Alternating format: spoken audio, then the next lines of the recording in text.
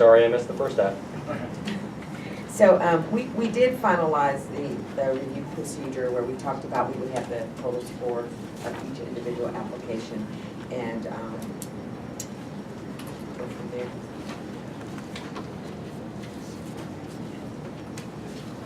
So how long does it take to actually get where we can physically see, go from rules to an actual application? Just to, for us to lay eyes on that and kind of have an idea of how that would look based on what we've got today. How would an application look? Once we get the rules finalized, I think we can then start to work on applications. So I think we're close to yeah, that. we're So I guess close. the question is, what more does it take to get these rules across the finish line, at least for that draft that ultimately we want to have everybody look at? Yeah, I mean, I think that you're there. Yeah. It's kind of how I was. What things that you, At 5:09 on Tuesday, February 7th, we are there. We're there. you know, Let's make an application, Yeah. see what it looks like. everybody can take a look at them. You've got technical changes and things you want changed, and that's fine. And I encourage all of you to do that, you know.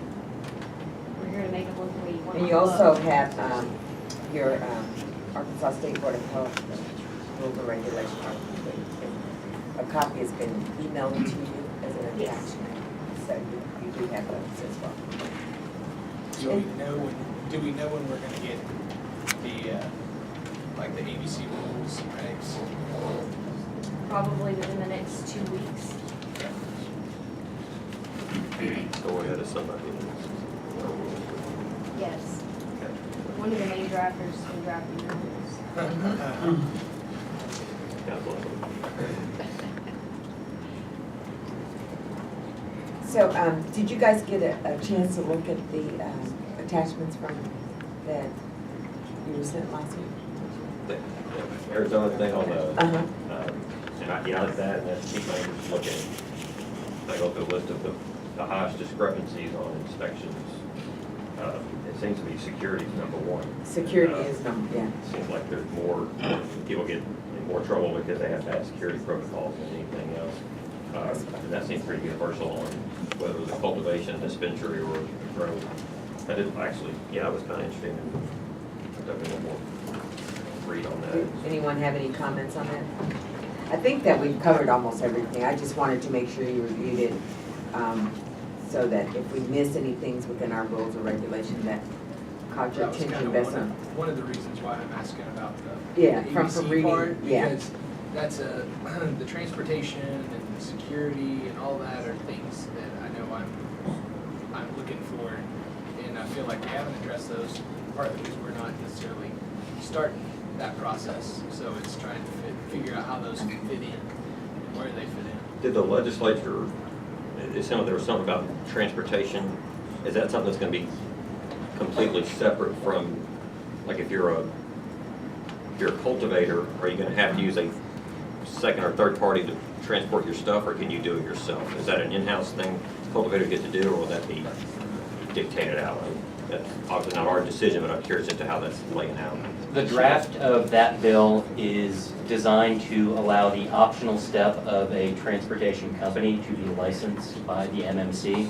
A cultivation facility is not required to use them if that passes, but if it does pass and a company wants to specialize in providing secure transportation of product and cash, then they would need to be licensed. We'd need to have the employees go through the same kind of background checks, and it's designed to dovetail with what you've already done. And it's something that also includes the option of a distributor, the option of a processor.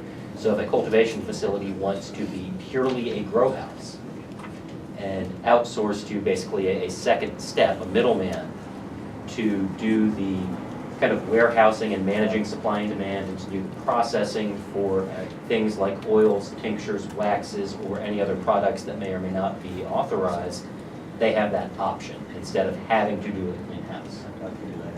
So if, I guess this is kind of a question to us, so we got an application for cultivation, and they just said, well, you know, transport's a question. If they said they're gonna just third party that out to somebody else, Based on the states. Based on the states, I mean, I guess that would be It check the seems box like- and. Well, I mean, it seems like if, That it takes- seems like every cultivator to start with is gonna have to say, we're gonna do it, and this is how we're gonna do it. Because they're gonna have to have a plan to date unless they can say XYZ transportation that we've already authorized is gonna be our transporter. But those companies don't exist But they as don't we stand exist right at the now, so moment. it's gonna be. So they would have to have their own. Yes, so they're gonna have to present a, Seems like they would have to In-house at least transport. present a plan, and that doesn't mean they have to continue to run all of it, because if later on, if this is something that can happen, I feel like we could come back later and say, they could say, hey, we're gonna use this company over here. Now, can I ask you a question about the Arizona analysis?